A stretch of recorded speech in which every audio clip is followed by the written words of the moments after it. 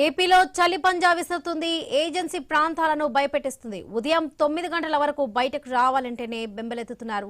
Agency ప్రాంతాల్లోనే కాకుండా రాష్ట్ర వ్యాప్తంగా చలి వణుకు పుట్టిస్తుంది.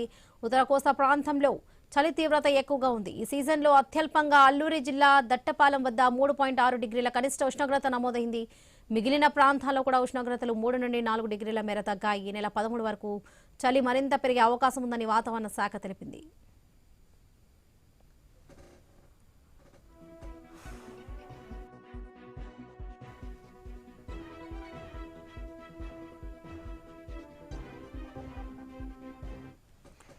ఏపీలో చలి పంజా విసురుతుంది. ఏజెన్సీ ప్రాంతాలను భయపెట్టిస్తుంది. ఉదయం 9 గంటల వరకు బయటకు రావాలంటేనే జనం బెంబెలెత్తుతున్నారు. ఏజెన్సీ ప్రాంతాల్లోనే కాకుండా రాష్ట్ర వ్యాప్తంగా చలి వణుకు పుట్టిస్తుంది.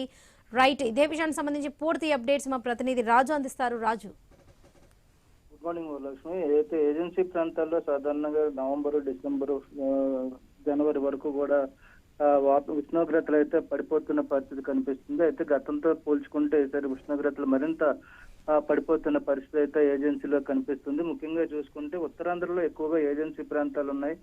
అల్లూరు సీతారామరాజు జిల్లాతో పాటు పార్వతీపురం మన్యం జిల్లాలో ఉన్నటువంటి ఏజెన్సీలో ప్రాంతాల్లో ఉదయం 9-10 వరకు కూడా దట్టమైనటువంటి పొగమంచు అయితే కొమ్మేయడంతో ప్రజలైతే బయటికి రావడానికి ఇబ్బంది పడుతున్న పరిస్థితి. మరోవైపు చలి కూడా తీవ్రత పెరిగిన నేపథ్యంలో సాధారణ జీవన విధానం కూడా ఇబ్బందులు అయితే ఎదురవుతున్న పరిస్థితి. పనుల కోసం గానీ, ఉద్యోగాల కోసం గానీ బయటికి వెళ్ళేటువంటి ఈ ప్రజలు, ఉద్యోగస్తులు, స్కూల్కి వెళ్ళేటువంటి విద్యార్థులు వీళ్ళందరూ కూడా ఇబ్బంది పడుతున్న పరిస్థితి కనిపిస్తుంది.